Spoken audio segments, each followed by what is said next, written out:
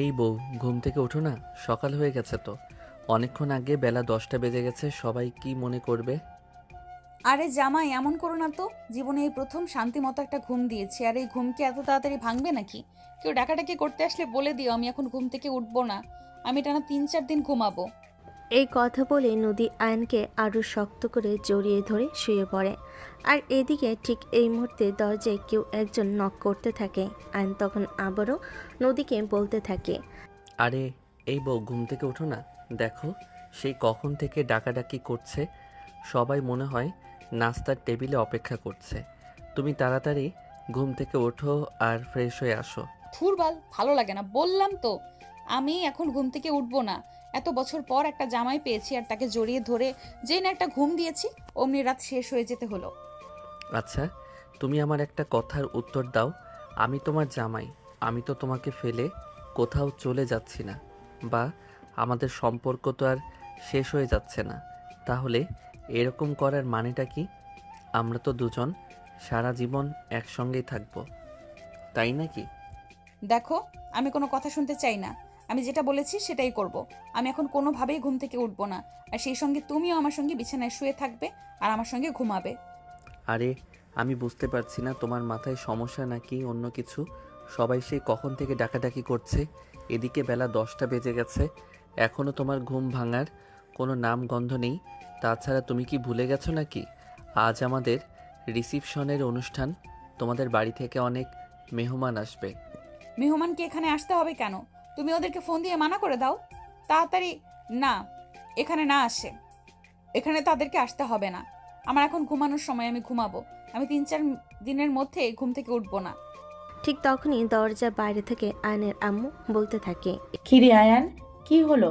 এখনো ঘুম থেকে উঠছিস না কেন? তাড়াতাড়ি ঘুম থেকে উঠ।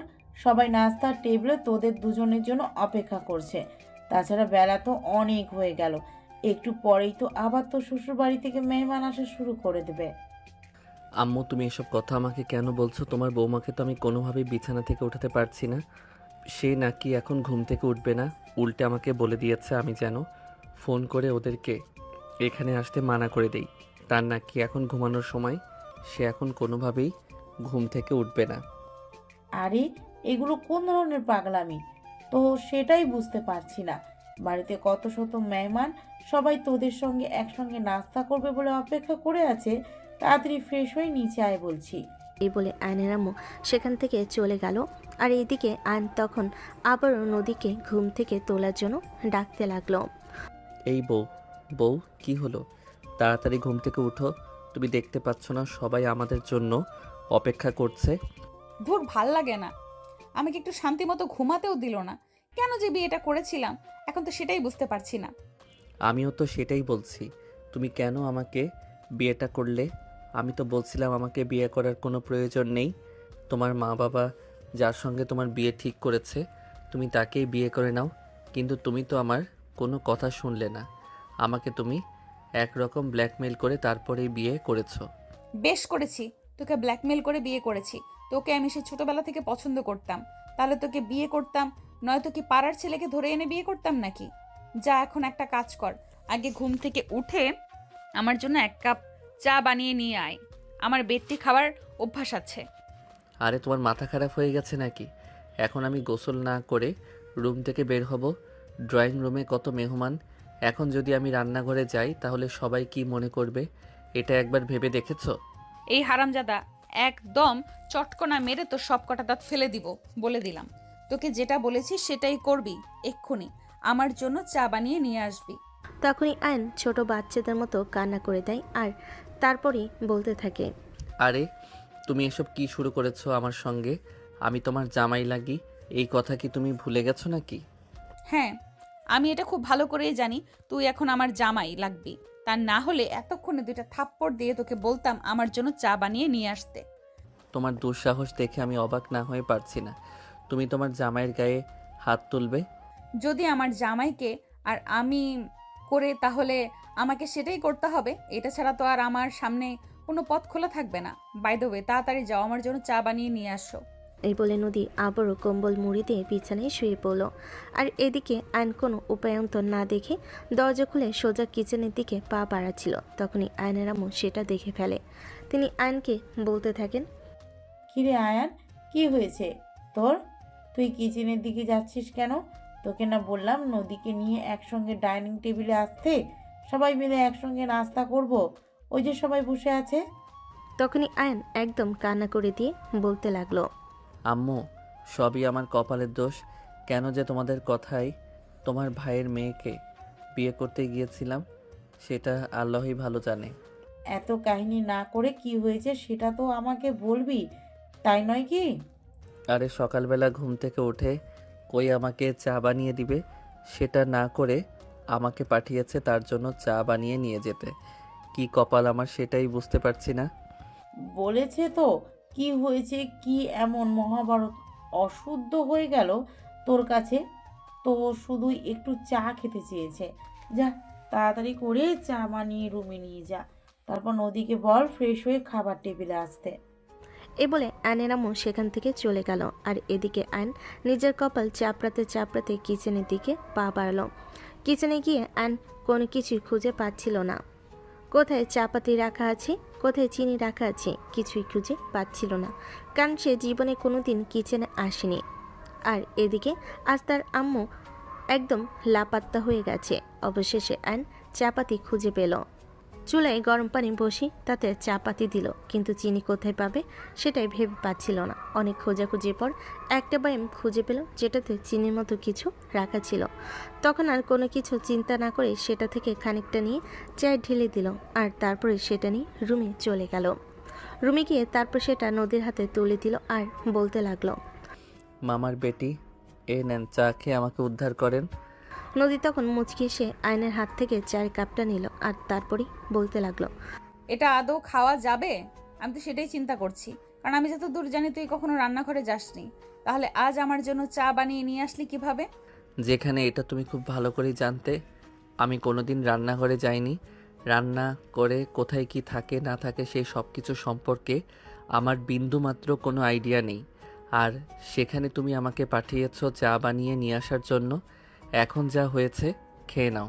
তখন নদী আর কোনো কথা না বলে চায়ের কাপে একটা চুমুক দিল আর অমনি ওয়াক্থু, তুমি এটা কি বানিয়েছো? চা নাকি বিষ? আরে এসব তুমি কি বলছো? আমি তোমার জন্য বিষ বানাতে যাব কেন? তুমি আমার 10টা না 5টা না একটা মাত্র আদরের লক্ষ্মীমন্তর বউ, তাও আবার আমার মামার বেটি। তোমাকে বিষ দিয়ে মারার মতো সাহস আর সাধ্য কোনোটাই আছে নাকি আমার? ও আচ্ছা, তাই বুঝি। আমাকে বিষ খাইয়ে মেরে ফেলার সাধ্য যদি তোমার কাছে থাকে তাহলে তুই সেটা করতি, তাই না? আস্তাক ফিরুল্লাহ, আস্তাক ফিরুল্লাহ। এসব তুমি কি বলছো? তোমাকে আমি কেন মারবো? তোমার কি মাথা খারাপ হয়ে গেছে নাকি? আমি তো সেটাই বুঝতে পারছি না। হ্যাঁ, এতক্ষণ ধরে আমিও মনে মনে এটাই ভাবছিলাম, আমার কি সত্যি সত্যি মাথা খারাপ হয়ে গেল নাকি। কিন্তু এখন দেখতে পাচ্ছি আমি সম্পূর্ণ ভুল। মাথা তোর খারাপ হয়ে গেছে, কারণ তুই চায়ে চিনির বদলে নুন দিয়েছিস। এটা শুনে আর নিজের জিভে কামড় দিল আর তারপরে নদীকে বলতে লাগলো, I am so sorry dear, আমি বুঝতে পারিনি। তুমি তো জানো আমি কখনো রান্না করে চাইনি, রান্নাঘরে কোথায় কি থাকে না থাকে সেই সব আর কিছুই জানি না। আমি তো দেখলাম চিনির মতোই দেখতে ছিল, তাই তো খানিকটা দিয়েছিলাম। আরে হাদারাম, তুই রান্নাঘরে কোনোদিন যাসনি সেটা না হয় মানলাম, কিন্তু তাই বলে কোনটা চিনি আর কোনটা লবণ সেটা বুঝতে পারবি না নাকি? I am so sorry. যাই হোক, এখন বিছানা থেকে নেমে ফ্রেশ হয়ে আসো। আম্মু সে কখন থেকে আমাদেরকে ডাকছে নাস্তা টেবিলে যাওয়ার জন্য। সবাই আমাদের জন্য অপেক্ষা করছে। আমি ফ্রেশ হতে গেলাম, তুমি তোমার জামা কাপড় নিয়ে চলে এসো। এই বলে আয়ন টাওয়াল নিয়ে ওয়াশরুমে ঢুকে গেল। আর কিছুক্ষণ পরেই নদী বিছানা থেকে নেমে ব্রাশ করতে করতে ওয়াশরুমে ঢুকে যায়। তখনই নিজের কাপড় চেঞ্জ করছিল। তখনই নদী ওয়াশরুমে ঢুকে পেছন থেকে আয়নের কোমরে একটা চিমটি কাটে। তখনই আয়ন আহ বলে একটা চিৎকার দিয়ে ওঠে। আহ, এটা তুমি কি করলে? তুই আমাকে তোর বডিটা দেখাচ্ছিস, তাই তোর বডিটা একটু চেক করে দেখে নিলাম খাঁটি নাকি ভেজাল আছে। তাই বলে তুমি আমাকে এভাবে চিমটি দিবে? আমার কোমরটা তো একদম ছিলে গেল, মনে হয় রক্ত বের হয়ে গেছে। তখনই নদী একটা ধমক দিয়ে বলতে থাকে, একদম ন্যাকামি করবি না, চুপচাপ এক্ষুনি ওয়াশরুম থেকে বের হও, আমি ফ্রেশ হব। আয়ন তখন আর কোনো কথা না বলে তাড়াতাড়ি করে ওয়াশরুম থেকে বের হয়ে গেল, কারণ সে খুব ভালো করে জানে সে ওয়াশরুমে যতক্ষণ দেরি করবে আয়ন তার থেকে আরও 3 গুণ বেশি দেরি করবে। তাই তাড়াতাড়ি এখান থেকে বের হয়ে চলে যাওয়াটাই বুদ্ধিমানের কাজ। আয়ন রুমে এসে জামা কাপড় পরে নেয়, আর এদিকে ততক্ষণে নদীও ফ্রেশ হয়ে রুমে চলে আসে। আর তারপর দুজনে নাস্তা টেবিলে চলে যায়। নাস্তা শেষ হতে আয়নের আম্মু নদীকে বলতে লাগলো, নদী, কিছুক্ষণ পরেই মেহমানরা আসতে শুরু করবে। আমার খাটের ওপর কিছু জুয়েলারি রাখা আছে, ওগুলো ডেলিভারি হতে একটু দেরি হয়ে গেছিল, তাই বিয়েতে দেওয়া হয়নি। রিসেপশনের অনুষ্ঠানের জন্যই বানানো হয়েছে। তুমি গহনাগুলো নিজের রুমে নিয়ে যেও আর তাড়াতাড়ি করে রেডি হয়ে নিও। আচ্ছা ফুপি, ঠিক আছে, আমি রেডি হয়ে নিব। নদীর মুখে ফুপি ডাকটা শুনে উপস্থিত সবাই অবাক হয়ে গেল। আর তখনই আয়নের আম্মু নদীকে উদ্দেশ্য করে বলতে লাগলো, আরে মেয়ে বলে কি আমি তোর শাশুড়ি হই? আমাকে বা আম্মু বলে ডাকবে। কিন্তু আমি তো সেই ছোটবেলা থেকেই তোমাকে ফুপি বলে ডাকতেই অভ্যস্ত, এখন আমি আম্মু ডাকবো কি করে? তখন তুই আমার ভাইয়ের মেয়ে ছিলি, কিন্তু এখন তুই আমার একমাত্র ছেলের বউ, তাই এখন থেকে আমাকে আম্মু বলে ডাকতে হবে। আচ্ছা ঠিক আছে, আমি চেষ্টা করব। বলে একটা মুচকি হাসি দিয়ে নদী সেখান থেকে তার শাশুড়ি মায়ের রুমে চলে গেল। আর তারপর তার শাশুড়ি মায়ের রুম থেকে গহনাগুলো নিয়ে সোজা নিজের রুমে। নদী এগুলো বিছানার উপর রেখে একপাশে একটু শুয়ে পড়ল। আর তখনই আইন রুমে প্রবেশ করলো। নদীকে এভাবে শুয়ে থাকতে দেখে আইন নদীকে বলতে লাগলো, কি হলো, তোমার শরীর খারাপ লাগছে নাকি? আরে না, সবে মাত্র নতুন নতুন বিয়ে করেছি, একদিন মাত্র জামাইয়ের আদর পেলাম, এখন কি শরীর খারাপ থাকতে পারে নাকি? আমি তো এখন একদম চাঙ্গা আছি, তবে খাওয়া দাওয়া করে এসেছি তো শরীরটা একটু ক্লান্ত লাগছে। ও আচ্ছা, তাই বুঝি। বিয়ে করলে সবার শরীর আর মন চাঙ্গা থাকে? হ্যাঁ, কেন সেটা তুই জানিস না নাকি? বিয়ে করলে নতুন নতুন জামাইয়ের আদর পাওয়া যায়, ভালোবাসা পাওয়া যায়, আর সব মিলিয়ে সময় খুব ভালো কাটে, আর সেই জন্য শরীর আর মন দুটোই একদম চাঙ্গা থাকে। না মানে আসলে আমি তো আর আগে বিয়ে করিনি, তাই তো এসব ব্যাপারে আমার কোনো এক্সপিরিয়েন্স নেই। বাই দ্য ওয়ে, আম্মু আমাকে বলল আমি যেন তোমাকে বলে দেই তাড়াতাড়ি করে রেডি হয়ে নিতে। তোমার তো আবার রেডি হতে মিনিমাম 3-4 ঘন্টা সময় লাগে। আমার 3-4টা ঘন্টা সময় লাগে নাকি? 20-30 মিনিট, সেটা নিয়ে তোকে কোনো চিন্তা করতে হবে না। তুই তো নিজের চরকাতে আগে আরও একটা কাজ কর, আমার জন্য 1 বক্স আইসক্রিম নিয়ে আয়, কাল থেকে আমার আইসক্রিম খাওয়া হয় না। আরে এটা বিয়ে বাড়ি, আর আজ আমাদের রিসেপশনের অনুষ্ঠান। এখন যাব আমি বাইরে তোমার জন্য আইসক্রিম নিয়ে আসতে। হ্যাঁ যাবি তো, কি হয়েছে? এখনই যা, আমার জন্য তাড়াতাড়ি আইসক্রিম নিয়ে আয়। অ্যানের এদিকে তখন একদম কান্না করে দিতে ইচ্ছে করছে। সে কোনোভাবে আর নিজেকে সামাল দিতে পারছে না। তাই সে নদীকে বলতে লাগলো, আচ্ছা, এগুলো তুমি কোন ধরনের অত্যাচার আমার উপর শুরু করেছো? আমি তো সেটাই বুঝতে পারছি না। আমার উপর এভাবে অত্যাচার করার কারণটা কি? আরে হারামজাদা, তোকে আমি অত্যাচার কেন করব? আমি তোর বউ না? আর বউয়ের আবদার মেটাতে পারবি না তাহলে তুই কেমন স্বামী? আমি মাপ চাই, তোমার এরকম স্বামী হওয়ার কোনো ইচ্ছে আমার নেই। তুমি আমাকে ক্ষমা করতে পারো, তবে আমি এসব কিছু করতে পারবো না। আমি এখন বাইরে যেতে পারবো না, কারণ আইসক্রিমের দোকান আমার বাসা থেকে প্রায় 15 মিনিটের রাস্তা। এই দুপুরের রোদে আমি সেখানে যেতে পারবো না। দেখ, একটাও বেশি কথা বললে কিন্তু ঠাস করে তোর মাথাটা বাড়ি দিয়ে ফাটিয়ে ফেলবো বলে দিলাম। এক্ষুনি চুপচাপ যা, আমার জন্য আইসক্রিম নিয়ে তবে এই বাসায় আসবি। এই বলেই আয়নকে রুম থেকে বের করে দেয়। আয়ন তখন আর কোনো কিছু না বলে বাধ্য হয়ে বাসার বাহিরে যাওয়ার জন্য রওনা দিল। আর ঠিক ওই মুহূর্তে তার ছোট বোন রুম থেকে বের হয়ে তাকে বলতে থাকে, এই ভাইয়া, তুই কোথাও যাচ্ছিস নাকি? হ্যাঁ, আমার কাফনের কাপড় আনতে যাচ্ছি। তোর লাগবে নাকি? কিছু লাগবে? আরে ভাইয়া, তুই আমার সঙ্গে এভাবে কেন কথা বলছিস? আমি আবার তোকে কি করলাম? দেখ, এমনিতেই আমার মাথা মেজাজ খারাপ আছে, আমার সঙ্গে কথা বলিস না। আরে তোর এত মেজাজ খারাপ, তাতে আমার কি যায় আসে? আমার চকলেট খেতে ইচ্ছা করছে, আমাকে একটু চকলেট এনে দে। আমি পারবো না তোকে চকলেট এনে দিতে। তোর যদি চকলেট খাওয়ার ইচ্ছা থাকে তাহলে তুই নিজে গিয়ে নিয়ে আয়, আমাকে এসব কথা বলবি না। দেখ ভাইয়া, একদম মেজাজ খারাপ করিস না। এই ভর দুপুরবেলা আমি কেন বাইরে যাব? তুই তো বাইরে যাচ্ছিস, আমার জন্য নিয়ে আসবি। আর তাছাড়া আমি তোর বোন হই, এটা তোর দায়িত্ব। তোর দায়িত্বের গুষ্টি কিলাই।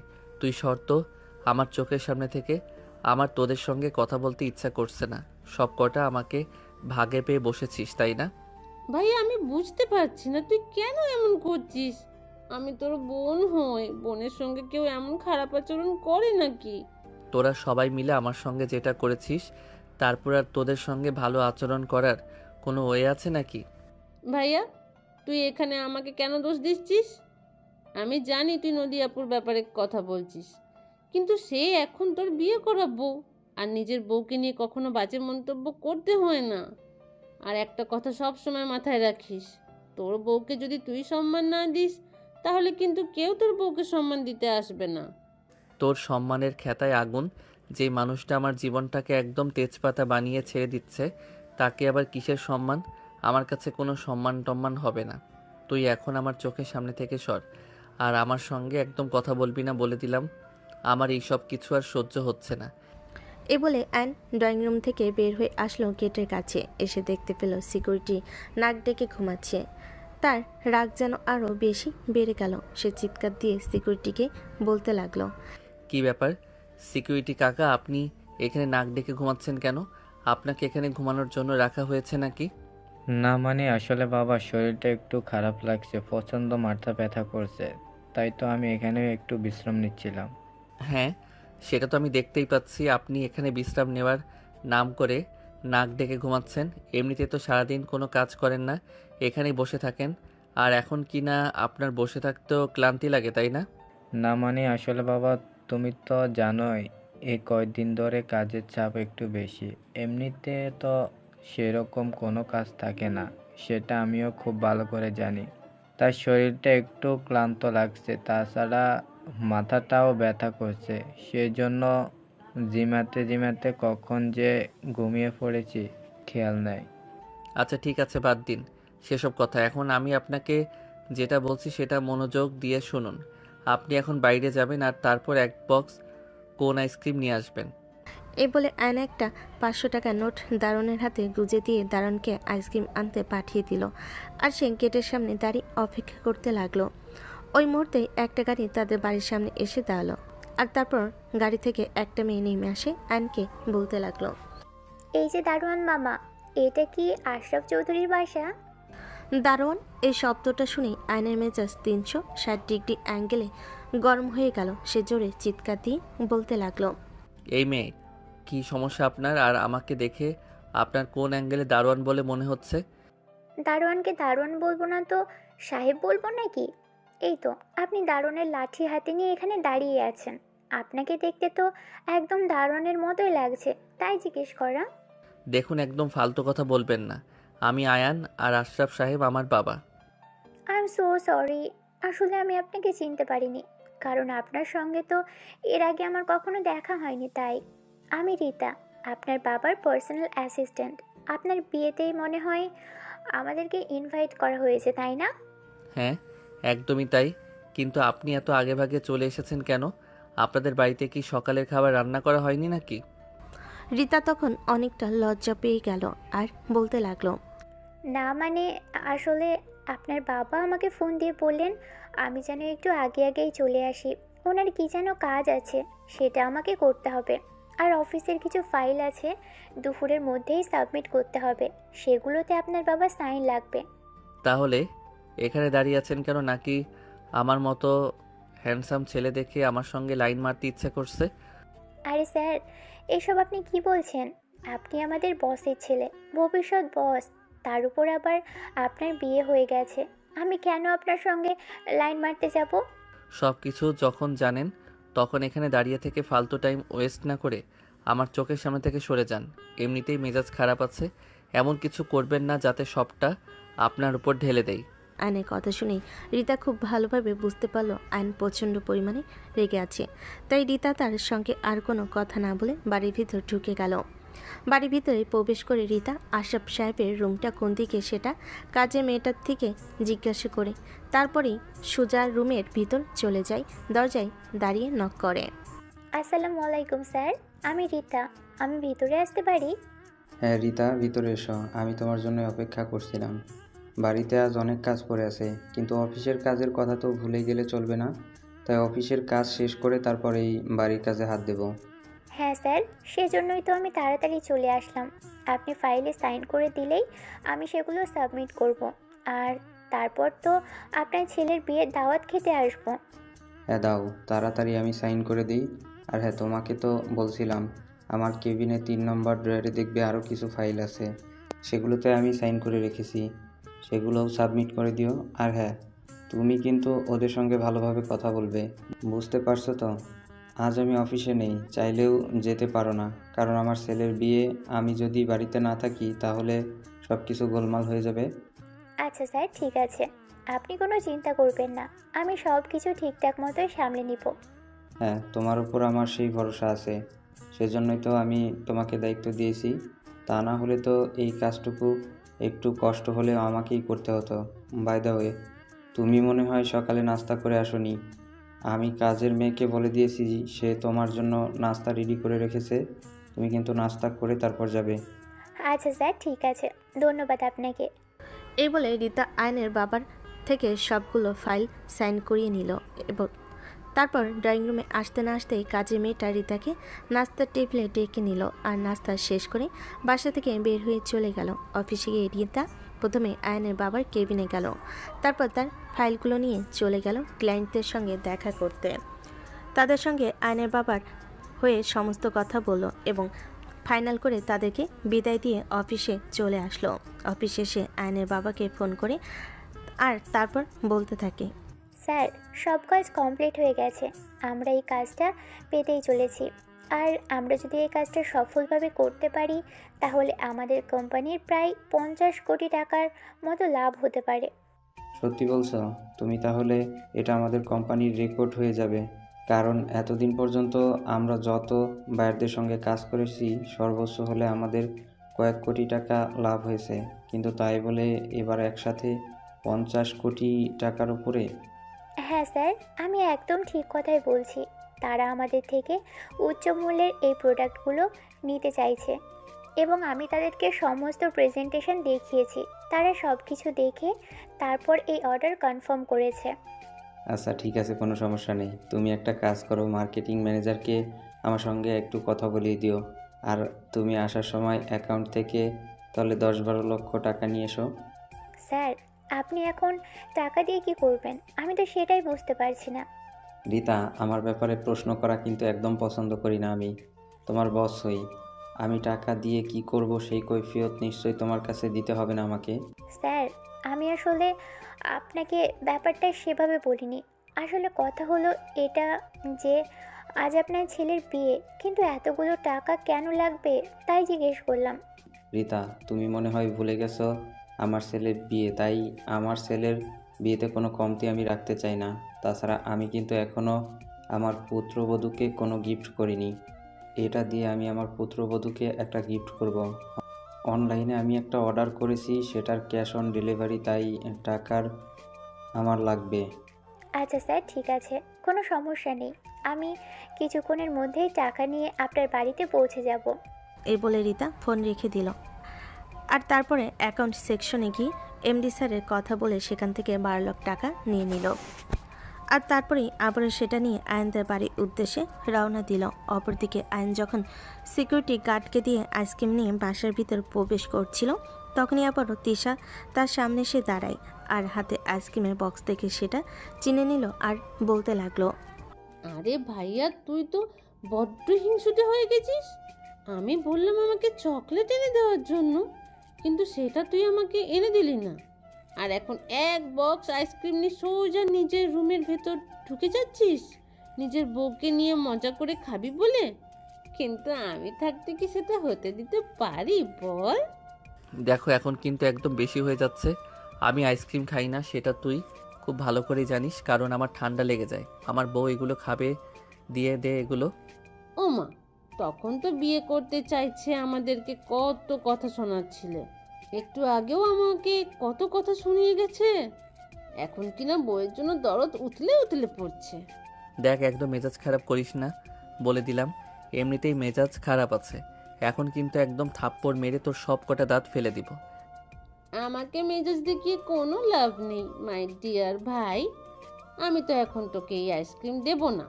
আমার আইসক্রিম খেতে ইচ্ছে করছে, এখন এই আইসক্রিমগুলো আমি খেয়ে নেব। এখন তুই তোর বউয়ের জন্য আবার গিয়ে আইসক্রিম নিয়ে তারপর বাসায় আয়। আমি তো তখন তোকে বলেছিলাম আমার জন্য চকলেট নিয়ে আসতে। তুই যদি আমার জন্য চকলেট নিয়ে আসতি তাহলে তোকে এই দিন দেখতে হতো না। আমি তোর বউয়ের আইসক্রিমের ভাগ বসাতামই না, কিন্তু এখন এই পুরোটাই আমার। এখন থেকে যেটা আনবি বাসায় দুটো করে নিয়ে আসবি, একটা তোর বউয়ের আর একটা আমার। দেখ, ভালো হবে না বলছি, দিয়ে দে ওটা আমাকে, তা না হলে কিন্তু আমি আম্মুর কাছে তোর নামে বিচার দেব। সেটা তুমি করতেই পারো, কিন্তু তাতে কোনো লাভ হবে বলে মনে হয় না। এই বলেই তিশা আইসক্রিমের বক্স নিয়ে সেখান থেকে দৌড়ে পালিয়ে গেল। আর তখনই আয়ন রাগে কটমট করতে করতে তার আম্মুকে ডাকতে লাগলো। আম্মু, ওই আম্মু, কোথায় তুমি? তাড়াতাড়ি একবার এদিকে আসো। দেখো তোমার মেয়ে কি শুরু করেছে। আমার মেজাজ কিন্তু এখন একদম খারাপ হয়ে যাচ্ছে বলে দিলাম। আমি কিন্তু এই বাড়ি ছেড়ে কোথাও চলে যাব। তখনই আয়নের আম্মু নিজের রুম থেকে বের হয়ে আয়নকে বলতে লাগলো। কিরে, কি সমস্যা তোর? আমি তো সেটাই বুঝতে পারছি না। এভাবে শাড়ির মতো চেঁচামেচি করছিস কেন? এটা বিয়ে বাড়ি, আর সারা বাড়ি ভর্তি মেহমান। এভাবে চেঁচামেচি করে বাড়ি মাথায় তোলের মানেটা কি? আমি বুঝতে পারছি না তোমরা সবাই আমার সঙ্গে এরকম আচরণ কেন করছো। আমার বউ বলল আইসক্রিম খাবে, আমি বউয়ের জন্য আইসক্রিম নিয়ে এসেছি, আর তোমার মেয়ে আইসক্রিমের বক্স পুরোটা নিয়ে দৌড়ে কোথায় যেন চলে গেছে। এখন আমি আমার বউকে আইসক্রিম কোথা থেকে দেব? তুই তো জানিস বাড়িতে দুইটা মেয়ে মানুষ আছে, তাহলে একটা আনার কি প্রয়োজন ছিল? ও কি এমন দোষ করেছে? যা, তুই আরেকটা আইসক্রিমের বক্স এনে নদীকে দিয়ে দে। ওরে আল্লাহ, তুমি আমায় রক্ষা করো। এখন আবার আমাকে যেতে হবে। এটা ছাড়া তোর সামনে কোনো পথ খোলা দেখতে পাচ্ছি না। যা, গিয়ে নিয়ে আয়। আর দাঁড়িয়ে থেকে আর সময় নষ্ট করিস না এখানে, ওদিকে আবার মেহমান চলে আসবে। আয়ন তখন আর কোনো উপায়ন্ত না পেয়ে আবারও বাসা থেকে বের হয়ে গেল। কারণ সে যদি নদীর সামনে এখন গিয়ে এই কথা বলে তাহলে নদী তাকে আরও 5টা কথা শোনাবে, আর আইসক্রিম তাকে নিয়ে আসতে হবে। তাই বরঞ্চ এটাই ভালো হয় যে আইসক্রিম নিয়ে একবার নদীর সামনে গিয়ে দাঁড়াবে। তাই সে আবারও দারোয়ানকে দিয়ে আরেক বক্স আইসক্রিম আনিয়ে তারপর রুমে গেল। এদিকে নদী রেগে শুয়ে আগুন হয়ে আছে। আয়ন রুমে ঢুকতে নদী আয়নের কানে বলে দিয়ে রেগে গিয়ে বলতে লাগলো। এই হারামজাদা, এতক্ষণে তোর আসার সময় হলো? আমি সেই কখন থেকে বসে আছি আইসক্রিম খাওয়ার জন্য। আমি তো ভেবেছিলাম তোর জন্য এখন কোনো লোক পাঠাতে হবে তোকে খুঁজে আনার জন্য। না জানি রাস্তায় গিয়ে হারিয়ে গেছিস। এই দেখো, একদম ভালো হবে না বলে দিলাম। আমার কান ছেড়ে দাও, আমার লাগছে। লাগুক, তাতে আমার কি হয়েছে? তোকে আইসক্রিম আনতে পাঠিয়েছিলাম, আর 1 ঘন্টা পর তুই ফিরে এসেছিস। এতক্ষণে আমার আইসক্রিম খাওয়ার মুড চলে গেছে। যা, এগুলো ফ্রিজে রেখে আয়, পরবর্তীতে যখন খেতে ইচ্ছে করবে তখন খাবো। এই কথা শুনে আয়নের মেজাজ যেন আরও চটে গেল।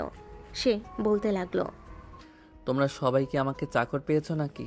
আমি সেটাই বুঝতে পারলাম না। তখন এক বক্স আইসক্রিম নিয়ে আসলাম, তিশা সেটা নিয়ে দৌড়ে পালিয়ে গেল। তারপর আবার আরও একবার নিয়ে আসলাম। এখন কিনা তুমি বলছো তোমার খাওয়ার মুড চলে গেছে। এখন আবার নিচে গিয়ে সেটা আমাকে ফ্রিজে রেখে আসতে হবে। শোনো, তোমার যদি খাওয়ার ইচ্ছা থাকে তাহলে তুমি নিজেই সেটা করতে পারো, আর না হলে আমাকে এসব কথা বলে আর কোনো লাভ হবে না। আমার এখন ক্লান্ত লাগছে, আমি একটু বিশ্রাম নেব। এই বলে রাগে বিছানার উপর ধপাস করে শুয়ে পড়ল। আর তখনই নদী তার বুকের উপর এসে বলতে লাগলো। ওই হারামজাদা, কি বললি তুই? আমি তোর বউ লাগি? তুই আমার কথা মেনে চলবি না কার কথা মেনে চলবি? আমার কথা তোকে 100 বার মেনে চলতে হবে। যা, এখন গিয়ে আইসক্রিমের বক্সটা ফ্রিজে রেখে আয়, তা না হলে একদম চুম্মা মেরে নিঃশ্বাস বন্ধ করে দেব। আর তখনই নদী তার বুকের উপর উঠে বসে বলতে লাগলো। এই বলে সে যে আয়নের ঠোঁটের দিকে বাড়িয়ে দিবে, তখনই আয়ন তাকে ধাক্কা দিয়ে বিছানার উপর ফেলে দিল। কারণ আয়ন খুব ভালো করে জানে নদী যদি তার ঠোঁটের উপর চড়ে বসে তাহলে আর রক্ষে নেই, ঠোঁট দুটোর একদম বেহাল দশা করে ছেড়ে দিবে। আর এদিকে একটু পরে রিসেপশনের অনুষ্ঠান শুরু হবে। তখন আর মানুষের সামনে যার মতো অবস্থা থাকবে না। এমনিতেই গতকাল রাতে যা করেছে তাই অনেক হয়ে গেছে। অ্যান্ড আইসক্রিমের বক্সটা নিয়ে আবারও উঠে চলে আসে, আর তখনই তার আম্মু তাকে দেখে বলতে থাকে, কি রে, কি হলো? তুই আবার আইসক্রিমের বক্স নিয়ে এখানে কেন এসেছিস? পুরা কপাল আমার, অভাগা যেদিকে যায় সেদিকেই সমুদ্র শুকিয়ে যায়। একটা কথা আছে জানো না, আমার কাছেও ঠিক সেরকম তাই হচ্ছে। দেখ বাবা, এভাবে বলিস না। নদীর মতো শিক্ষিত, সুন্দরী, স্মার্ট, চাকরিজীবী একটা মেয়ে তোর বউ হয়ে এসেছে। এটা তোর ভাগ্যের ব্যাপার। আমরা তো হ্যারিকিন দিয়ে খুঁজলো তোর জন্য এরকম একটা বউ পেতাম না। হ্যাঁ, আমিও মনে মনে সেটাই ভাবছি। এটা শুধু আমার ভাগ্যের ব্যাপার না, আমার 14 পুরুষের ভাগ্যের ব্যাপার। এ বলে আয়ন তার আম্মুকে আর কোনো কথা বলার সুযোগ না দিয়ে আইসক্রিম বক্সটা ফ্রিজে ঢুকিয়ে দিয়ে সোজা সেখান থেকে বের হয়ে চলে গেল। রুমে এসে দেখতে পাই নদী ব্যালকনিতে দাঁড়িয়ে আছে। তাই সে আলমারি থেকে সিগারেটের প্যাকেটটা বের করে সেটা প্যান্টের পকেটে ঢুকিয়ে দিল, আর তারপর সেখান থেকে সোজা ছাদে চলে আসলো। ছাদের এক পাশে দাঁড়িয়ে সিগারেট খেতে থাকে আর মনে মনে ভাবতে থাকে, আল্লাহ, আমি জানি না পুনর্জন্ম বলতে কিছু আছে কিনা, তবে আমার মনে হয় আমি আগের জন্মে আমি অনেক বেশি পাপ করে ফেলেছিলাম, আর যার ফল আমাকে এখনও ভোগ করতে হচ্ছে। আল্লাহ, তুমি তো অসীম দয়াবান, আমাকে এসব অত্যাচার থেকে মুক্তি দাও। আমি এসব অত্যাচার আর সহ্য করতে পারছি না, আমি একটু মুক্তি চাই। তখনই পিছন থেকে কেউ একজন বলতে লাগলো, তোমার মুক্তি আমার হাতে মাই ডিয়ার ভাইয়া। এই যে তুমি সিগারেট খাচ্ছ, আর সেটার ভিডিও ফুটেজ আমি আমার মোবাইলে নিয়ে নিয়েছি। এখন সেটা তোমার বউয়ের কাছে তুলে দেব, আর তারপর কি হবে সেটা তুমি খুব ভালো করেই জানো। গলার আওয়াজ শুনে পিছন ফিরে তাকাই আয়ান, আর তখনই দেখতে পাই সেখানে তিশা দাঁড়িয়ে আছে আর এই কথাটা বলছে। তখনই আয়ান তিশাকে বলতে থাকে, আরে এসব তুই কি করছিস? তোর মাথা খারাপ হয়ে গেছে নাকি? তুই এক্ষুনি ভিডিও ফুটেজটা ডিলিট কর। এত সহজ নাকি? এতদিন তুমি আমাকে জ্বালিয়েছো, আর এখন আমি তোমাকে জ্বালানোর রাস্তা পেয়ে গেছি। তাই এখন থেকে তুমি বুঝতে পারবে আমি কি জিনিস। দেখ, একদম ভালো হবে না বলে দিচ্ছি। তুই এক্ষুনি এই ভিডিও ফুটেজ ডিলিট কর, তা না হলে কিন্তু আমার চাইতে খারাপ কেউ হবে না, এটা তোকে আমি বলে দিলাম। তুমি আমার কিছুই করতে পারবে না, যা করার আমিই করব। আর এটা তুমি এখন থেকেই ভালো বুঝতে পারবে। আচ্ছা, তুই কি চাইছিস সেটা আমাকে বল। তুমি এখন থেকে প্রতিদিন আমাকে 200 টাকা করে হাত খরচ দেবে।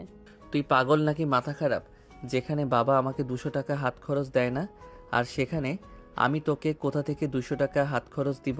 তোমাকে বাবা কত টাকা দেয় আর কত টাকা দেয় না সেসব কিছু আমি জানি না, আর জানার কোনো প্রয়োজনও নেই। তবে আমি তোমাকে যেটা বলছি সেটাই তোমাকে করতে হবে, তা না হলে কিন্তু এই ভিডিও ফুটেজ তোমার বউয়ের হাতে চলে যাবে। লক্ষ্মী বোন আমার, এমন কিছু করিস না। আমি না তোর ভাই লাগি, আমার প্রতি তোর কি একটু মায়া দয়া নেই নাকি? কেন করছিস তুই আমার সঙ্গে এরকম? আচ্ছা ঠিক আছে, তুমি আমার ভাই বলে কথা। আমি তোমার জন্য এইটুকু স্যাক্রিফাইস করতেই পারি। যাও, আমি তোমাকে সহজ করে দিলাম। তুমি প্রতিদিন আসার সময় আমার জন্য একটা করে ক্যাডবেরি নিয়ে আসবে। দেখ বাবা, আমাকে প্রতিদিন 200 টাকা করে হাত খরচ দেয়, আর সেখানে তোর জন্য একটা ডেইরি মিল্ক আনতে গেলে আমার চলে যাবে 120 টাকা, আর তারপর থাকবে মাত্র 80 টাকা। আমার ভার্সিটিতে যাওয়া আসার ইচ্ছা করা হলো 50 টাকা, আর তারপর বাকি থাকবে 30 টাকা। তাহলে আমি 30 টাকা দিয়ে কি করব বলতে পারিস? সেসব কিছু আমি জানি না, আর জানার কোনো প্রয়োজনও নেই।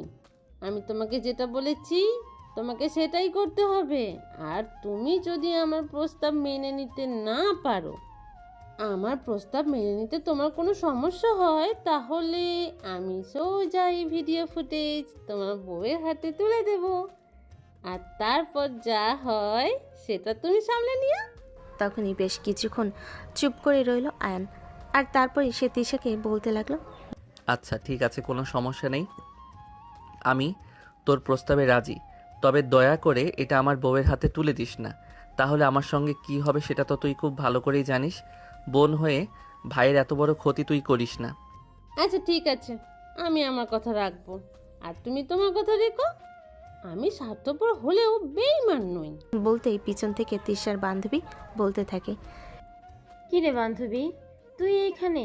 আর ওইদিকে সারা বাড়ি তোকে খুঁজে বেড়ালাম। আমাদেরকে দাওয়াত দিয়ে তুই লাপাত্তা হয়ে গেছিস। আরে কি বলিস না বান্ধবী, আজ আমার ভাইয়ের বিয়ে। আজ আমি লাপাত্তা হয়ে গেলে চলবে নাকি? আমার কত দায়িত্ব আছে জানিস না।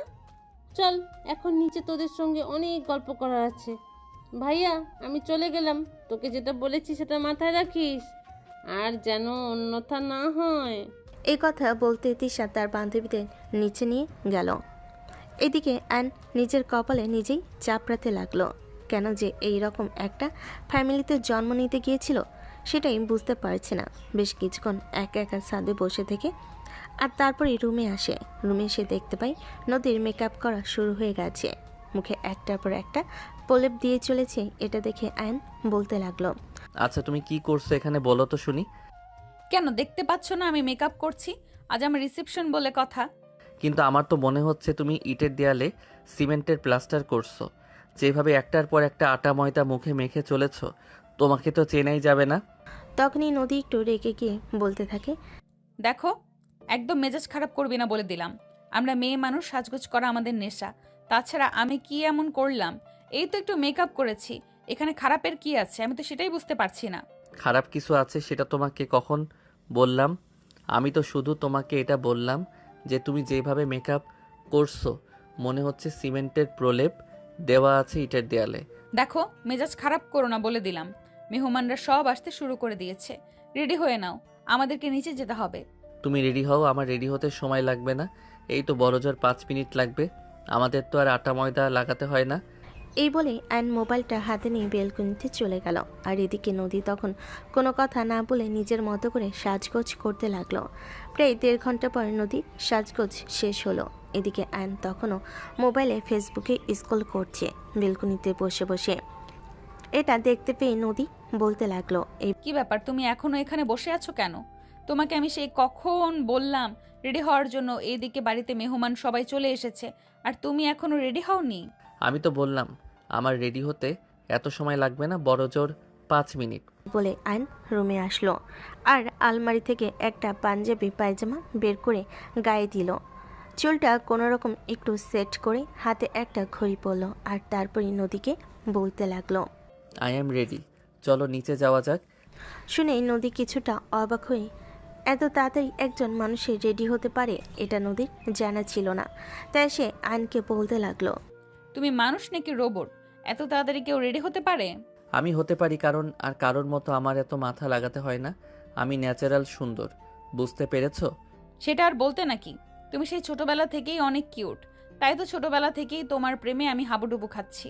এই বলে নদী আয়নের গাল ধরে একটু টেনে আর তারপর বলতে থাকে, এই যে শোনো, তোমাকে একটু সতর্ক করে দিয়েছি। আজ বিয়েবাড়ির অনুষ্ঠানে কিন্তু অনেক মেয়ে মানুষ আসবে। তুমি কিন্তু কারোর দিকে তাকাবে না, তা না হলে কিন্তু আমার চাইতে খারাপ কেউ হবে না। এটা শুনে রেগে যায় আয়ন আর তারপরে সে নদীকে বলতে থাকে, তোমার কি মনে হয় আমার চরিত্রে সমস্যা আছে? আরে বাবা, সেটা তোমাকে আমি কখন বললাম? তুমি দেখতে মাশাল্লাহ যথেষ্ট হ্যান্ডসাম। তোমাকে দেখলে যে কোনো মেয়েই প্রেমের প্রস্তাব দিতে পারে। তাই আগে থেকেই তোমাকে সতর্ক করে রাখলাম। তোমার ঘরে কিন্তু একটা বউ আছে, এটা কখনো ভুলে যাবে না। এই বলে নদী আয়নের হাত ধরে রুম থেকে বের হয় আর সিঁড়ির দিয়েই নামছিল। তখনই দেখতে পাই নদীদের বাড়ি থেকে মেহমানরা সবাই চলে এসেছে। নদী আর আয়ন উপরে একসঙ্গে সিঁড়ি দিয়ে নামছে। এটা দেখে নদীর বাবা বলে ওঠেন, মাশাল্লাহ, আমার মেয়ের পছন্দ তো খারাপ নয়, দুজনকে খুব ভালো মানিয়েছে। আল্লাহ তাদের দুজনকে দীর্ঘদিন হাত দিক আর খুব ভালো রাখুক। এটা শুনেই আয়ন ফিসফিস করে বলতে থাকে, এত দীর্ঘ হায়াত কামনা করার কি আছে? জুটিয়েছে তো দজ্জাল একটা মেয়ে। এর হাত থেকে যত তাড়াতাড়ি আমি মুক্তি পেতে পারি ততটাই মঙ্গল। কথাটাই একটু শুনে ফেলে নদী আর তখনই সে আয়নকে বলতে থাকে, এই তুমি বিড়বিড় করে কি বলছো? একটু স্পষ্ট করে বলো তো আমি শুনি। কই না তো, আমি কিছু বলিনি। আমি তো শুধু এটাই বলছিলাম যে তোমার মতো বউ পাওয়া ভাগ্যের ব্যাপার। শিক্ষিত সুন্দরী স্মার্ট এমন বউ পেতে হলে 7 জনমের ভাগ্য লাগে, তাও আবার সিনিয়র। হ্যাঁ, তুমি একদম ঠিক কথাই বলেছ। আমিও মনে মনে সেরকমটাই ভাবছিলাম। আচ্ছা ঠিক আছে, এখন চলো স্টেজে যাওয়া যাক। এই বলে আয়ন নদীকে নিয়ে স্টেজে এসে বসলো আর এদিকে একে একে সব মেহমানরা আসতে লাগলো আর তাদের হাতে গিফট তুলে দিতে লাগলো। নদী তো প্রচণ্ড খুশি গিফট পেয়ে। আসলে মেয়েরা গিফট পেতে খুব ভালোবাসে। অপরদিকে আয়ন মুখ গোমরা করে বসে আছে, তার মুখে কোনো হাসি নেই। এদিকে তখনই তার বাবার অ্যাসিস্ট্যান্ট রিতা গিফট হাতে নিয়ে স্টেজে ওঠে আর সেটা নদীর হাতে তুলে দেয়। আয়নকে মুখ গোমরা করে বসে থাকতে দেখে রিতা বলতে থাকে, কি ব্যাপার ছোট স্যার, আপনার বউ এরকম গোমরা কেন? এত সুন্দরী একটা বউ পেয়েছেন, চাকরিজীবী, তার উপর আবার আপনার সিনিয়র। আপনার তো অনেক খুশি থাকার কথা, কিন্তু এভাবে মুখ গোমরা করে বসে থাকার কারণটা কি? রিতার এরকম খোঁচা মারা কথা শুনে আয়ন কিছুটা রেগে গেল আর বলতে লাগলো, এই যে মিস, আপনি এখানে বিয়ের দাওয়াত খেতে এসেছেন, সো খাওয়া দাওয়া করে চুপচাপ এখান থেকে চলে যান। আমার সঙ্গে কোনো কথা বলতে আসবেন না। তাছাড়া আমার সঙ্গে আপনার কোনো কথা থাকতে পারে না। আপনি আমার বাবার অ্যাসিস্ট্যান্ট, সেই পর্যন্তই আপনার সঙ্গে সম্পর্ক বিদ্যমান। আপনার সঙ্গে আমার পারিবারিক কোনো সম্পর্ক নেই, তাই আমার সঙ্গে আপনার কোনো কথা থাকতে পারে না। আরে মিস্টার, আপনি এভাবে রেগে যাচ্ছেন কেন? নতুন বউয়ের সামনে এভাবে রাগারাগি করতে হয় না। আপনার বউটা কি সুন্দর, দেখতেই তো চোখ জুড়িয়ে যায়। হ্যাঁ, আমি জানি আমার বউ কতটা সুন্দরী, ময়দা সুন্দরী, বুঝতে পেরেছেন? এখন দয়া করে এখান থেকে বিদায় হন। আমি কারোর সঙ্গে কথা বলতে চাই না, আপনার সঙ্গে তো একদমই নয়। রিতা তখন আয়নের সঙ্গে আর কোনো কথা না বলে সে চুপচাপ সেখান থেকে চলে গেল। আর ঠিক ওই মুহূর্তেই নদী আয়নকে বলতে লাগলো, এটা কোন ধরনের ব্যবহার? আমি তো সেটাই বুঝতে পারলাম না। তুমি এই মেয়েটার সঙ্গে এত বাজে আচরণ কেন করেছো? দেখো, তুমি এটা খুব ভালো করেই জানো যে মেয়ে মানুষের সঙ্গে এত কথা বলতে আমার একদম ভালো লাগে না। আর গায়ে পড়া মেয়ে মানুষ আমার একদমই পছন্দ নয়। ওই মেয়েটা আমার সঙ্গে কিভাবে গায়ে পড়ে কথা বলতে চায়, তাই আমি ওর সঙ্গে এরকম করেছি। তাছাড়া এখানে আমার কি দোষ? তুমি তো নিজেই বলেছো আমি যেন মেয়ে মানুষের সঙ্গে এত আগলা পিরিত না দেখাই। হ্যাঁ, সেটা ঠিক, কিন্তু সে তোমার বাবার অ্যাসিস্ট্যান্ট। তার সঙ্গে এরকম আচরণ করা কিন্তু একদম ঠিক হয়নি। তার একটা খামখেয়ালির জন্য কিন্তু তোমাদের কোটি টাকার লোকসান হয়ে যেতে পারে। এটা তোমার মাথায় রাখা উচিত ছিল। যা ইচ্ছে তাই হোক, তাতে আমার কিছুই যায় আসে না। আর বাবার ব্যবসা, এটা তো আমার নিজের সম্পত্তি নয় যে আমাকে সব কিছু দেখতে হবে। মানে তোমার কি মাথা খারাপ নাকি? তোমার বাবার সম্পত্তি মানে তো তোমারই। আপাতত এই প্রসঙ্গটা বাদ দেওয়া যায় না। এখানে একটা বিয়ের অনুষ্ঠান চলছে, এখানে এসব কথা না বলাই ভালো। তখন নদী আর এ ব্যাপারে কোনো কথা না বলে এদিকে দেখতে দেখতে বিয়ের অনুষ্ঠান শেষ হলো। নদীদের বাড়ি থেকে আসা সমস্ত মেহমান বিদায় নিতে শুরু করেছিল। তখন নদীর পাপা নদী আর আয়নের সঙ্গে দেখা করতে আসে। তিনি আয়নের হাত ধরে বলতে থাকেন, দেখো আয়ান, আমি খুব ভালো করে জানি এই বিয়েতে তোমার কোনো সম্মতি ছিল না। আমরা জোর করেই তোমার সঙ্গে আমার মেয়ের বিয়েটা দিয়েছি, কিন্তু কি করব বলো? আমার মেয়েটা তোমাকে প্রচণ্ড পরিমাণে ভালোবাসে। সে তো তোমাকে ছাড়া অন্য কাউকে বিয়ে করতে রাজি হচ্ছিল না। তাই তো আমরা সবাই মিলে বাধ্য হয়ে জোর করে তোমাকে বিয়ের পিঁড়িতে বসিয়ে দিলাম। দেখো, আমার মজা হওয়ার হয়ে গেছে, সেটা নিয়ে এখন আর কথা বাড়িয়ে তো কোনো লাভ নেই।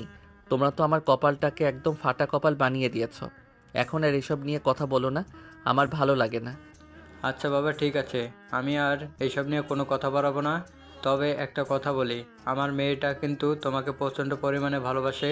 তুমি আমার মেয়েটাকে অবহেলা করো না। তোমার ভালোবাসার জন্য মান ইজ্জত কোনো কিছুর দোয়া কামনা করি। তোমাকে বিয়ে করার সিদ্ধান্ত নিয়েছে। আমরা কত চেষ্টা করেছি তাকে অন্যত্র বিয়ে দেওয়ার জন্য, কিন্তু তাকে কোনোভাবেই রাজি করাতে পারিনি। কারণ তার মনে শুধু তোমারই ভালোবাসা। সেই ছোটোবেলা থেকে তোমাকে ভালোবাসা এসেছে। দোয়া করি তোমরা দুজনে খুব ভালো থেকো আর নিজেদের মধ্যে কখনো ঝামেলা করো না।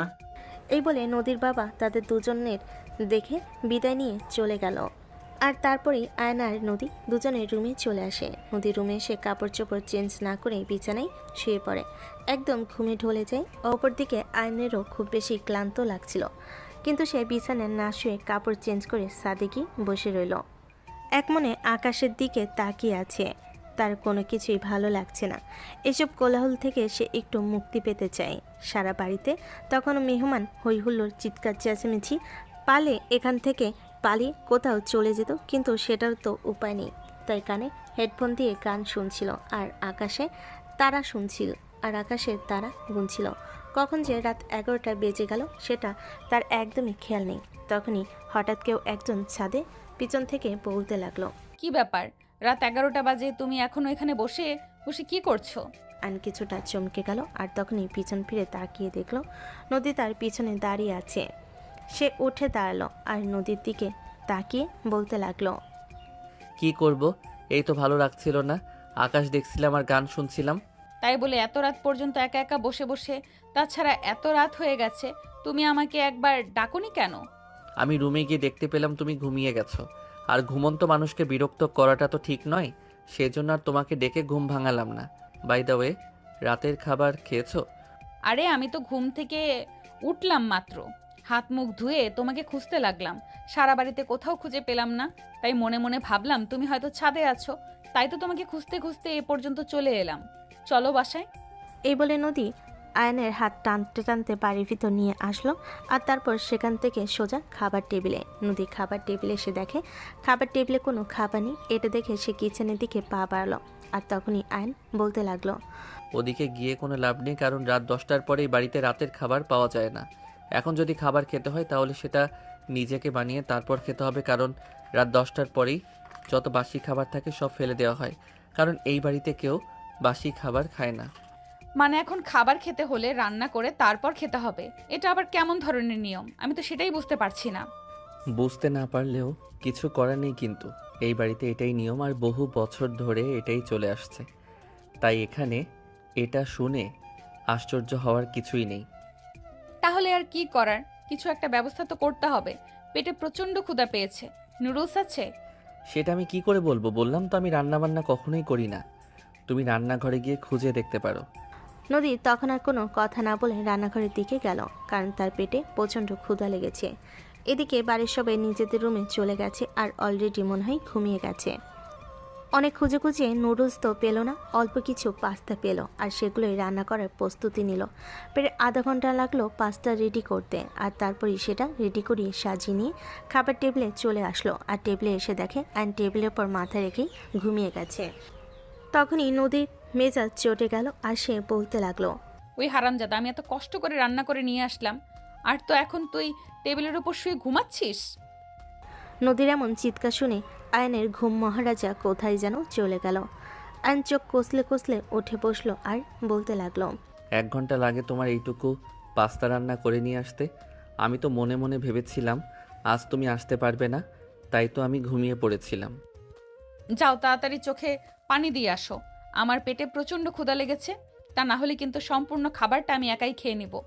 আয়ন তখন আর এক মুহূর্ত দেরি না করে তাড়াতাড়ি করে বেসিনে গিয়ে চোখে মুখে পানি দিল, তারপরে খাবার টেবিলে এসে বসলো। এদিকে তখনই অর্ধেক খাবার খেয়ে নিয়েছে। এটা দেখে আয়ন বলতে লাগলো, আরে তুমি মানুষ নাকি অন্য কিছু, আমি তো সেটাই বুঝতে পারছি না। তুমি আমাকে বললে চোখে পানি দিয়ে আসতে, আর 2 মিনিট হলো না তুমি অর্ধেক খাবার খেয়ে নিয়েছো। তোকে আমি বললাম না আমার প্রচন্ড ক্ষুধা লেগেছে, আমাকে খাবার খেতে হবে, তাই তো আমি খাবারটা খেয়ে নিয়েছি। যাই হোক, এখানে অর্ধেকটা রয়ে গেছে, তুই এটা খেয়ে নে, তারপর না হয় সকালবেলা নাস্তা করিস। এখন রান্নাঘরে এইটুকু পাস্তাই ছিল, বেশি থাকলে আমি বেশি রান্না করতাম। এই বলে নদী খাবারের প্লেটটা আয়নের দিকে বাড়িয়ে দিল, আর এদিকে আয়ন তখনও কোনো কথা না বলে খাবারটা খেয়ে নিল, কারণ তারও পেটে প্রচণ্ড ক্ষুধা লেগেছে। খাওয়া দাওয়া শেষ হলে দুজন রুমে চলে গেল, আর এদিকে আয়ন মাত্রই বিছানায় শুয়ে ঘুমিয়ে পড়ে। এটা দেখে নদী প্রচণ্ড মেজাজ খারাপ হয়ে যায়, কারণ নদী রুমে এসে ওয়াশরুমে গিয়েছিল ফ্রেশ হওয়ার জন্য, আর ফ্রেশ হয়ে এসেই দেখে আয়ন ঘুমের রাজ্যে রাজত্ব করতে চলে গেছে। তখনই নদী ড্রেসিং টেবিলের উপরে থাকা পানির গ্লাসটা হাতে নিয়ে পুরো 1 গ্লাস পানি আয়নের মুখের ওপর ঢেলে দিল। আয়ন লাফ দিয়ে পিছন থেকে উঠে বসলো আর বলতে লাগলো, আরে আরে, এটা তুমি কি করলে? বিছানাটা ভিজিয়ে দিলে, এখন ঘুমাবো কোথায়? কেন, তোর কি বিছানায় ঘুমানোর কথা ছিল নাকি? তোকে আমি বলেছি না তুই আমার স্বামী, এখন থেকে প্রতিদিন তুই আমার বুকে মাথা রেখে ঘুমাবি, বিছানায় তোর কোনো জায়গা হবে না। আরে তুমি পাগল নাকি? তোমার বুকে আমি কিভাবে ঘুমাবো? তোমার বুকে ওই যে উঁচু উঁচু 2টা আছে, ওইগুলোর জন্য তো আমি ঠিক মতোই শুতেই পারি না, মাথাটাই রাখতে পারি না, তাহলে ঘুমাবো কিভাবে? দেখ, একদম বাজে কথা বলবি না, ওই দুটো তো তোকে খাওয়ানোর জন্যই রেখেছি, তাছাড়া আমার ওই দুটো এতটাও বড় হয়ে যায়নি, নিজেই ঘুমাতে পারবি না, আমি তো তোর জন্যই রেখে দিয়েছি।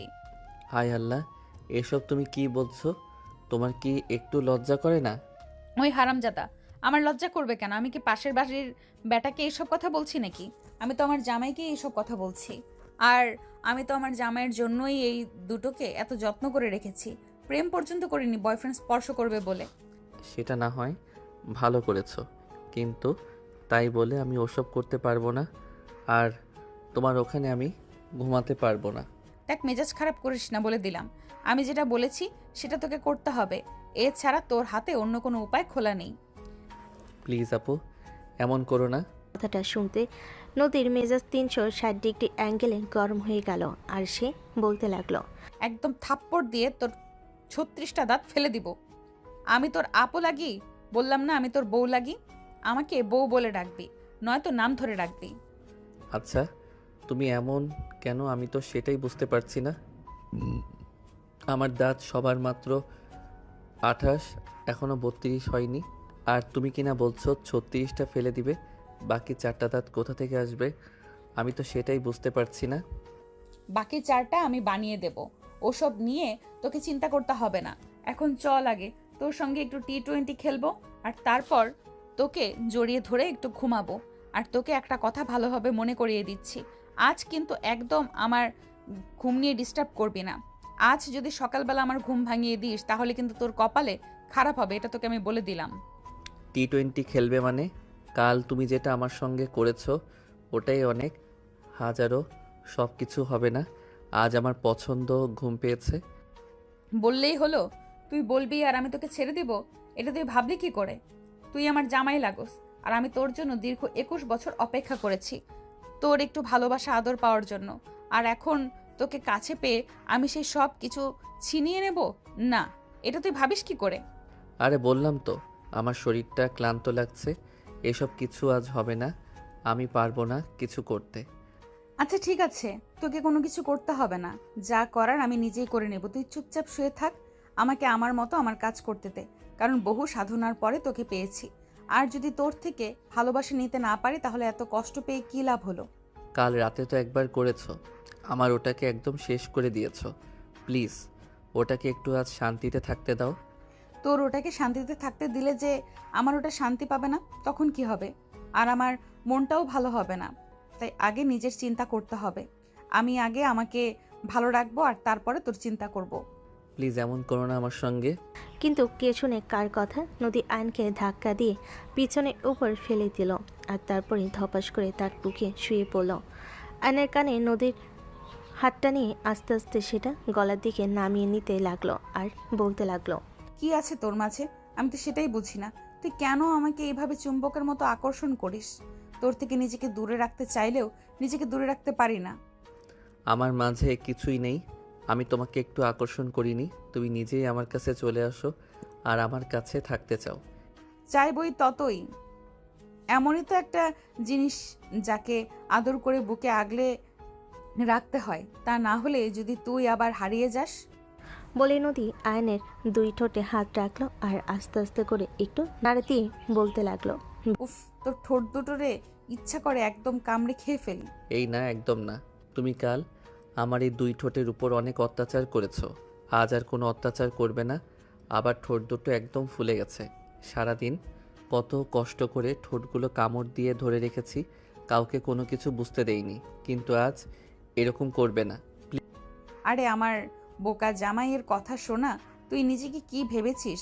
তুই এসব ফালতু কথা বলবি আর আমি তোকে ছেড়ে দেব? এটা তুই ভাবলি কি করে? প্লিজ, আমি তোমার 2টা পায়ে পড়ি রিকোয়েস্ট করে বলছি, আমার সঙ্গে এরকমটা করো না। আমি না তোমার ভাই লাগি? হারামজাদা, তুই আমার জামাই লাগোস, বুঝতে পেরেছিস? তোর সঙ্গে সোজা কথায় কাজ হবে না, আঙুল বাঁকাতে হবে। বলেই আয়নকে আর কোনো কথা বলার সুযোগ না দিয়ে নদী আয়নের ঠোঁট দুটো নিজের দখলে নিয়ে নিল আর তারপর ইচ্ছে মতো চুষতে লাগলো। এদিকে আয়ন নিজেকে ছাড়ানোর জন্য চেষ্টা করছিল, কিন্তু কোনোভাবেই পারছিল না, কারণ নদী আয়নের হাত দুটো বিছানার সঙ্গে শক্ত করে চেপে ধরে রেখেছিল, যাতে আয়ন একটু নড়াচড়া করতে না পারে। প্রায় 10 মিনিট পর আয়নের ঠোঁট দুটো নিয়ে এভাবে খেলা করে আর তারপর ঠোঁট দুটো ছেড়ে দিয়ে আয়নের গলার নিচে মুখ ডুবিয়ে দেয় আর আবারও গলায় কিস করতে থাকে। আর সেই সঙ্গে এক হাতে আয়নের নাভিতে বেশ কিছুক্ষণ ঘষাঘষি করলো, তারপর হাত আস্তে আস্তে নিচের দিকে নিতে থাকে। এটা দেখে আয়ন নদীকে বলতে থাকে, এই প্লিজ ওদিকে যেও না, ওটা দাঁড়িয়ে যাবে। না দাঁড়ালে তোর সঙ্গে করব কি করে? তোর সঙ্গে মজা নেব কিভাবে? প্লিজ আজ আমাকে ছেড়ে দাও, ভালো লাগছে না। কিন্তু কে শুনে কার কথা? নদী নিজের হাত আস্তে আস্তে আরও নিচের দিকে নিতে থাকে আর আয়নকে পুরোপুরিভাবে উত্তেজিত করে তোলে, আর পরিশেষে আয়নকে নিয়ে ভালোবাসার মহাসমুদ্রে ডুব দেয়। প্রায় 2 ঘন্টা ধরে চলে তাদের এই ভালোবাসার আদান প্রদান পর্ব। এদিকে আয়ন একদম ক্লান্ত হয়ে গেছে, তাই নদীর কাছ থেকে ছাড়া পাওয়া মাত্রই সে ক্লান্ত হয়ে বিছানায় শুয়ে পড়েছে আর এমনভাবে হাঁপাচ্ছে যেন তৃতীয় বিশ্বযুদ্ধ শেষ করে এসেছে। এটা দেখে নদী হাসতে হাসতে বলতে লাগলো, কিরে এভাবে হাঁপাচ্ছিস কেন? দেখে তো মনে হচ্ছে তৃতীয় বিশ্বযুদ্ধ শেষ করে এরপরেই ফিরে এসেছিস। তুমি তো তার চাইতেও বড় কিছু আমার সঙ্গে করেছো। 2 ঘন্টা ধরে তুমি আমার আর আমার ওটার উপর অত্যাচার করেছো। এটা কোনো মানুষের কাজ হতে পারে নাকি? তো আমাকে কি তোর অন্য কিছু মনে হয় নাকি? আর হলে হোক, তাতে আমার কিছু যায় আসে না, কিন্তু আমার কাছে আবার ভালোবাসা আর আমার ইচ্ছেই সবচাইতে আগে। এত বছর অপেক্ষার পর ভালোবাসাকে কাছে পেয়েছি, আর এখন ভালোবাসাকে উপভোগ করব না, সেটা হতে পারে নাকি? যাই হোক, চল ঘুমানো যাক। বলে নদী আয়নকে টান দিয়ে নিজের বুকের উপর নিয়ে আসে আর তখনই আয়ন বলতে লাগে, আরে এটা তুমি কি করছো? তোমাকে না বললাম আমি তোমার ওই 2টার উপর ঘুমাতে পারি না, আমি বালিশে ঘুমাবো। একদম চটকনা মেরে তো সব কটা দাঁত ফেলে দেব, বলে দিলাম। আমার কথার কোনো গুরুত্ব নেই, তাই না? আমি তখন তোকে বলেছি তোকে আমার বুকের উপরে ঘুমাতে হবে, তার মানে তোকে আমার বুকের উপরেই ঘুমাতে হবে, আর কোথাও তোর কোনো জায়গা হবে না। আপু থুকু আমার বউ, প্লিজ এমন করো না, আমাকে একটু শান্তি মতো ঘুমাতে দাও। আমি যদি শান্তিতে না থাকি তাহলে তোকে শান্তিতে থাকতে দেব? এটা তুই ভাবলি কি করে? আগে তুই আমাকে শান্তি দিবি আর তারপরে তুই নিজে শান্তিতে থাকবি। তোকে যদি আমার বুকে জড়িয়ে ধরে না রাখি তাহলে আমার নিঃশ্বাস নিতে কষ্ট হবে, আমার বুকটা ফাঁকা ফাঁকা লাগবে। এটা তো আমি হতে দিতে পারি না। বলেই নদী আয়নকে আরও শক্ত করে জড়িয়ে ধরে আর ঘুমিয়ে পড়ে। কিন্তু আয়নের কোনোভাবেই ঘুম আসছিল না। নদীর নিঃশ্বাসের শব্দ আর সেই সঙ্গে সমান্তালে বুকের ওঠানামা। রাত প্রায় 3টার মতো বেজে গেল। সে তখনও সজাগ। তখনই নদীর ঘুম ভেঙে যায়। আয়নকে জাগ্রত দেখে নদী বলতে থাকে, ওরে বাবা, আমার জামাই তো দেখছি কত দায়িত্বশীল। আমি ঘুমাচ্ছি আর আমার জামাই আমাকে পাহারা দিচ্ছে, যেন কেউ নিয়ে না যায়। দেখো সেরকম কোনো বিষয় না, তোমাকে তো আমি বললাম তোমার বুকের উপর শুলে আমার কোনোভাবেই ঘুম আসবে না। একদিকে তোমার এই 2টার অত্যাচার, অন্যদিকে তোমার নিঃশ্বাসের শব্দ আমার কান আর শরীর দুটোই ঝালাপালা করে ফেলছে। এটা শুনে নদী আয়নকে বলতে লাগলো, একদম মেজাজ খারাপ করবে না বলে দিলাম। চুপচাপ ঘুমিয়ে পড়। তোকে জড়িয়ে না ধরলে আমার একটুও শান্তি লাগে না। এটা তোকে আর কতবার বলবো, বয়রা একটা। তোমার যা ভালো লাগে আমি তাই, কিন্তু তারপরও আমাকে একটু শান্তিতে থাকতে দাও। কিন্তু এসব কথা আর নদীর কান পর্যন্ত পৌঁছালো না। তার আগে সে ঘুমের দেশে হারিয়ে গেল। কিন্তু ঘুমের মধ্যে নিজের শরীরের সমস্ত শক্তি দিয়ে আয়নকে জড়িয়ে ধরে আছে, এমনভাবে জড়িয়ে ধরে আছে যেন ছেড়ে দিলেই পালিয়ে যাবে। এদিকে ফজরের আজান দিবে এমন সময় আয়নের চোখটা লেগে গেল আর সে ঘুমিয়ে গেল। সকাল 11টা বাজে অলরেডি। আয়না আম্মু তাদের দুজনকে বেশ অনেকবার ডাকাডাকি করেছে, কিন্তু তাদের কোনো সারা শব্দ নেই। তাই আয়নের আম্মু বাধ্য হয়ে ডাকাডাকি বন্ধ করে নাস্তার টেবিলে গেলেন। আয়নের বাবা আজ অফিসে যায়নি, তাই একটু দেরি করে নাস্তার টেবিলে এসেছে। এদিকে তিনি আয়ন আর নদীকে দেখতে না পেয়ে নিজের স্ত্রীকে বলতে লাগলেন, কী ব্যাপার আয়ান কোথায়? কী ব্যাপার আয়ান কোথায়? আর বৌমা কোথায়? ওরা নাস্তা করতে আসেনি? না, ওরা এখনো ঘুম থেকে ওঠেনি। আমি কয়েকবার ডাকাডাকি করেছি, কিন্তু ওদের কোনো সাড়া শব্দ পাচ্ছি না। আমার মনে হয় ওরা এখন ঘুম থেকে উঠবে না। চলো আমরা দুজনে নাস্তা করে নিই। আরে সেটা বললে হয় নাকি? যদি এবার এই নতুন বউ তাকে রেখে নাস্তা করে নিলে এটা ভালো দেখাবে না। আচ্ছা ঠিক আছে, তাহলে তুমি বসে বসে অপেক্ষা করতে থাকো। ওরা কখন ঘুম থেকে উঠবে তারপর তুমি ওদের নিয়ে নাস্তা করো। কিন্তু আমার তো বসে থাকলে চলবে না, আমার ওষুধ খেতে হবে। তাছাড়া আমার আরও অনেক কাজ পড়ে আছে, কাজ করতে হবে। আচ্ছা ঠিক আছে, তুমি নাস্তা করে ওষুধ খেয়ে নাও বৌমা। ঘুম থেকে উঠলে তারপর আমি নাস্তা করব। আমি এখন রুমে চলে যাচ্ছি, ওরা ঘুম থেকে উঠলে আমায় ডেকে দিও। এই বলে আয়নের বাবা নিজের রুমে গেলেন। আর এদিকে আয়নের আম্মু তখন 7 চিন্তা না করে নাস্তা করে নিল। নাস্তা করা শেষ হলে তারপর তিনি ওষুধ খেয়ে দুপুরে রান্নার আয়োজন করতে লাগলেন। আর এদিকে নদী আর আয়ন তখনও ঘুমাচ্ছে। দুপুর হবে হবে এমন সময় আবারও আয়নের আম্মু গেল নদী আর আয়নকে ঘুম থেকে ডেকে তুলতে। দরজায় দাঁড়িয়ে তিনি বেশ কয়েকবার নক করলেন আর আয়নের নাম ধরে ডাকতে লাগলেন। এই আয়ান, আয়ান, কি হলো? বেলা তো দুপুর হয়ে যাচ্ছে, তোরা এখনো ঘুম থেকে উঠছিস না কেন? তোর বাবা সেই কখন থেকে অপেক্ষা করছে তোদেরকে সঙ্গে নিয়ে নাস্তা করবে বলে। তাড়াতাড়ি ঘুম থেকে উঠে চলে আয়। আরে আম্মু, তোমরা এখনো নাস্তা করনি কেন? আমি তো সেই কখন ঘুম থেকে উঠতে চাইছি, কিন্তু তোমার বৌমা আমাকে ঘুম থেকে উঠতে দিচ্ছে না। নদী বল নাস্তা করে নিতে, তারপর যতক্ষণ ইচ্ছা ঘুমাতে, তারপর আর কেউ ডাকাডাকি করবে না।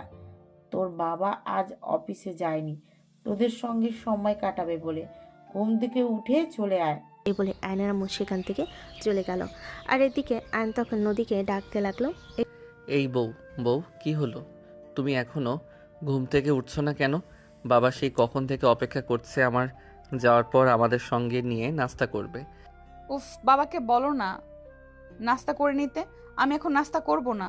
আমার জামাইকে ছেড়ে বিছানা থেকে উঠতে আমার মন চাইছে না। আরে তোমার কি মাথা খারাপ নাকি? তোমার জামাইকে তোমাকে ফেলে অন্য মেয়ে নিয়ে পালিয়ে যাবে নাকি? কি বললি তুই? তুই আমাকে ফেলে অন্য মেয়েকে নিয়ে পালিয়ে যাবি? তোর ওটা কেটে একদম হাতে ধরিয়ে দিব। তুই চিনিস আমাকে? আরে আমি তো এমনি তোমাকে মজা করে বললাম। যাও, তাড়াতাড়ি ঘুম থেকে উঠে ফ্রেশ হয়ে আসো। এই বলে আয়ন নদীকে জোর করে ঘুম থেকে তুলে দিল। আর তারপর দুজনে একসঙ্গে ফ্রেশ হয়ে নাস্তার টেবিলে গেল। তখন প্রায় দুপুর 1টা বাজে। আয়নের আম্মু তখন নদীকে বলতে লাগলো। তোমার শ্বশুর মশাই সেই কখন থেকে নাস্তার টেবিলে এসেছে, কিন্তু তোমরা আসনি বলে নাস্তা না করে নিজের রুমে চলে গেছে। যাও তোমার শ্বশুর মশাইকে ডেকে নিয়ে আসো। আরে আম্মু, আব্বুকে নাস্তা করে নিতে বললেই তো হতো। দুপুর হয়ে গেছে, বুড়ো মানুষ এতক্ষণ অপেক্ষা করার কি প্রয়োজন ছিল? সেটা তো আর আমি বলতে পারবো না। শ্বশুর মশাই বসে আছে পুত্রবধূকে নিয়ে নাস্তা করবেন বলে, আর এদিকে পুত্রবধূ ঘুমিয়ে কুল পায় না। যাও এখন তুমি তোমার শ্বশুর মশাইকে ডেকে নিয়ে আসো, আর তারপর তিনজনে একসঙ্গে নাস্তা করো। নদী তখন আর কোনো কথা না বলে আয়নের বাবার রুমে চলে গেল। আয়নের বাবা টিভি দেখতে দেখতে ঘুমিয়ে গেছেন। নদী আয়নের বাবার মাথায় হাত রেখে ডাকতে লাগলো। আব্বু, ওই আব্বু, ঘুম থেকে ওঠেন, নাস্তা করবেন, চলেন। নদীর ডাকে আয়নের বাবার ঘুম ভেঙে গেল। আর তিনি চোখ মেলে তাকিয়ে নদীকে দেখতে পেয়ে বলতে লাগলেন। আরে বৌমা, তোমরা ঘুম থেকে উঠে গেছো? আমি তো তোমাদের জন্য অপেক্ষা করছিলাম। চলো যাওয়া যাক, একসঙ্গে নাস্তা করে নিই, তারপর তোমাদেরকে নিয়ে একটু অফিসে যাব। অফিসের সকল স্টাফদের সঙ্গে পরিচয় করিয়ে দেব। আব্বু, এখন এসবের কি প্রয়োজন আছে? আমি তো এই বাড়িতেই যখন এসেছি এই বাড়িতে থাকবো, পরে না হয় অফিসের সকল স্টাফদের সঙ্গে পরিচয় হওয়া যাবে। না বৌমা, আমি যেটা বলছি সেটাই হবে। তুমি এখন আর আজকে আমার সঙ্গে অফিসে যাবে। আমি অফিসের সকল স্টাফকে কথা দিয়েছি আজ তোমাকে নিয়ে অফিসে যাব, আর অফিসে সবার সঙ্গে পরিচয় করিয়ে দেব। সেই সঙ্গে অফিসে সবাই আমার ছেলের বিয়ের মিষ্টি খেতে চাইছে। তুমি নিজের হাতে তাদের সবার হাতে মিষ্টির প্যাকেট তুলে দিবে, এটা তোমার কাছে আমার আবদার। তখন কিছুক্ষণ চিন্তা করলো নদী, আর তারপর তার শ্বশুর মশাইকে বলতে লাগলো। আচ্ছা আব্বু, ঠিক আছে, কোনো সমস্যা নেই। আপনি যেরকমটা বলবেন আমি সেরকমটাই ট্রাই করব। হাজার হোক, আমি আপনার পুত্রবধূ বলে কথা। এই বলে নদী আয়নের আব্বুকে নিয়ে খাবার টেবিলে চলে আসলো। আর তারপর তারা তিনজনে মিলে একসঙ্গে বসে নাস্তা করলো। আর তখনই নদী তার শ্বশুর মশাইকে বলতে লাগলো। দেখুন আব্বু, আপনার এখন বয়স হয়েছে, আপনি কখনোই আমাদের জন্য খাবার টেবিলে বসে থাকবেন না। আপনার যখন খাবার খাওয়ার সময় হবে তখন খাবার খেয়ে নেবেন। আমাদের জন্য অপেক্ষা করে নিজের শরীর নষ্ট করবেন না। আর এটা তুমি কি বলো? তুমি আমার ছেলের বউ, আমার আর একটা মেয়ের মতো। তোমাকে ফেলে রেখে আমি কিভাবে নাস্তা করে নিই? দেখুন, আপনাদের এখন সময় মতো খাবার খাওয়া উচিত। আমরা না হয় কোনো দিন ঘুম থেকে একটু দেরি করে উঠি, কিন্তু তাই বলে কেন আপনাকে এতক্ষণ অপেক্ষা করতে হবে? আমি আপনাকে বলেছি আমি কিছুই মনে করব না। যখন আপনার খাবার খাওয়ার সময় হবে আপনি সময় মতো খাবারটা খেয়ে নেবেন। হ্যাঁ, হয়তো আমি সেকেলে মেয়েদের মতো সংসারটা তো গুছিয়ে করতে পারবো না, কারণ আমার তো অভ্যাস নেই। তবে আপনার আমার উপর এইসব ব্যাপার নিয়ে রেগে যাবেন না, প্লিজ। তুমি যে কি বলো না বৌমা, তোমাকে তো আমি বললাম তুমি আমার মেয়ের মতো। তোমার উপর আমি কখনোই অভিমান করব না। তুমি এই বাড়িতে সারা জীবন আমার মেয়ের মতোই থাকবে, আর আমি তোমাকে তোমার বাবার মতোই আদর, স্নেহ আর ভালোবাসা দিয়ে আগলে রাখবো। বলতে বলতে তাদের খাওয়া দাওয়া শেষ হয়ে গেল। আর তারপরে আয়নের আব্বু নদীকে বলে রেডি হয়ে আয়নকে নিয়ে চলে আসার জন্য। নদী তখন আর কোনো কথা না বলে আয়নকে নিয়ে চলে গেল। আর তারপর কিছুক্ষণের মধ্যে রেডি হয়ে নিচে চলে আসে। আর তারপরে আয়নের আব্বু আয়নার নদীকে নিয়ে বাসা থেকে বের হয়ে গেল। তিনি আগে থেকেই অফিসের সকল স্টাফদের জন্য মিষ্টি অর্ডার করে রেখেছিলেন। তারা অফিসে পৌঁছানোর আগেই সেসব মিষ্টি অফিসে পৌঁছে গিয়েছিল। আর এইদিকে আয়নের বাবা নদী আর আয়ন দুজনকে একসঙ্গে নিয়ে অফিসের ভিতর প্রবেশ করেন। আর তারপরেই অফিসের সমস্ত স্টাফকে সেমিনারের রুমে ডেকে নেন। তারপর সবার সঙ্গে নিজের পুত্রবধূকে পরিচয় করিয়ে দেন।